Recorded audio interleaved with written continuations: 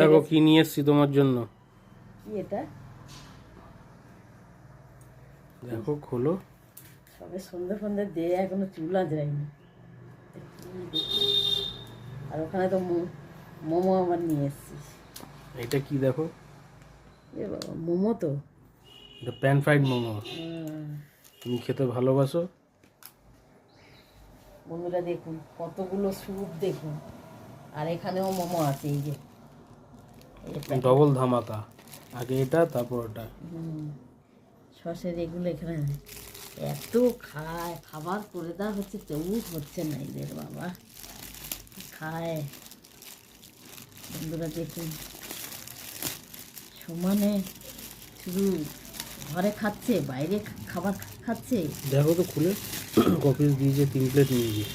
এটা 3 প্লেট, হুম, ওটা তো 1 প্লেট মনে হয়।